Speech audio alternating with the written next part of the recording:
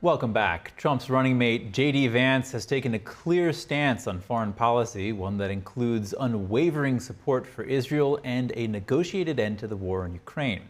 To unpack the implications of this, we're joined by the editor-in-chief of Jewish News Syndicate, Jonathan Tobin. Thank you for your time today, Jonathan. By choosing J.D. Vance, what statement is Trump delivering regarding geopolitical conflicts? Well, I think he's clearly choosing someone that is in sync with his views about the world. And I think it's very important to make it clear that contrary to some of the people who have been slamming Vance and Trump from the left or from the among the never Trump remnants of the old Republican Party, he's not an isolationist. He believes in a strong America. But he, as he said in a very important foreign policy speech he delivered at the end of May, foreign policy is not a nursery rhyme or a fairy tale. It has to be rooted in real American interests and what America is capable of. So, for example, he outlined that he wants strong support for Israel, allow Israel to finish the job, to defeat Hamas, support Israel having strong relations with Sunni Arab states, resisting Iran, just as he wants to focus on the threat from China and the communist government in Beijing and supporting Taiwan and that strategic threat. What he doesn't want to do is for the United States to continue to invest hundreds of billions of dollars a year in a war in Ukraine that, however wrong Russia is and however much we distrust and dislike Vladimir Putin, that's a war that can't be won.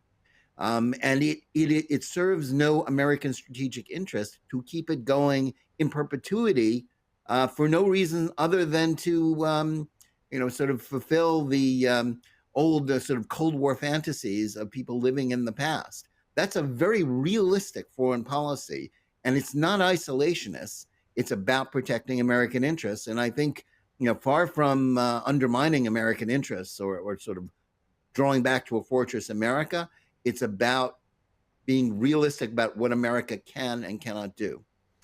And Jonathan, turning to Israel, you've written NATO isn't adequately addressing Israeli security concerns. What impact could a Trump-Vance administration have on NATO's stance there? Well, I think, when they had the NATO summit, Israel sent its foreign minister and, he didn't have a lot of traction there because everybody in NATO is just focused on Ukraine and not on broader threats to the West, including Iran.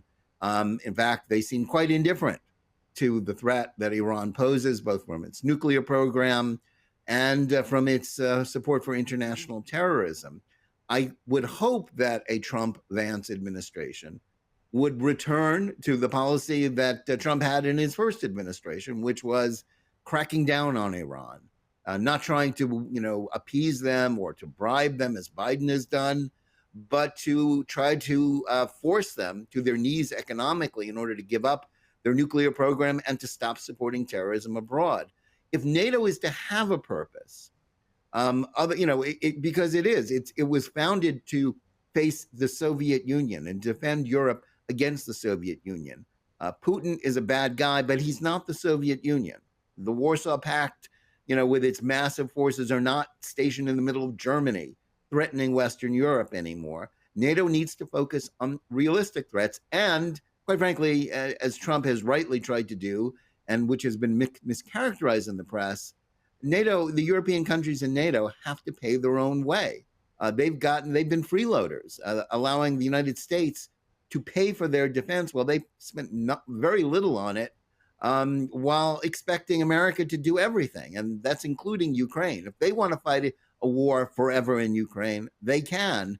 That shouldn't be what the United States is doing, if for no other reason, and this is related to Vance's, I think, very apt ideas about economics. We've hollowed out our economy, and our manufacturing capability. We cannot produce because of that, because of trade pacts and liberal economics. We cannot produce the weapons that Ukraine wants to swallow up in that World War I style stalemate. and also support Israel and also support Taiwan and also defend the United States. So that's what NATO needs to do. It has to pave its own way for Europe and allow America to defend its interests. So we focused on Israel and Ukraine, but how could all of this, specifically Trump and Vance's foreign policy, affect the balance of power globally more broadly? Well, I think it's actually an attempt to deal with the real threat to the United States in terms of the global balance of power, which comes from the communist government in Beijing, of which Putin, he's a minor ally of theirs. And, it's not that Russia, it's the Soviet Union isn't there anymore. Russia isn't the power it once was. If we are to maintain America's strength abroad, it must not be by being bogged down in a war with really not the main foe, which is not bolstering American interests or about something that is vital to America's strategic interests. It has to be about defending our geostrategic position against a country that is trying to buy up and to basically threaten America's position in the world. We have to reorient ourselves to that and away from this obsessive focus with Ukraine. As much as it's not as if Trump and Vance want Ukraine to fall or they don't support Ukrainian independence, but they don't think that this war should go on forever. It should be settled along lines that are realistic, not the ambitions of Zelensky and the Ukrainian government to get back to Ukraine or to defeat Russia, whatever that might mean. That is how you defend America's position abroad and to maintain the global balance of power. All right, Jonathan Tobin, editor-in-chief of Jewish News Syndicate, thank you again for your time. Thank you.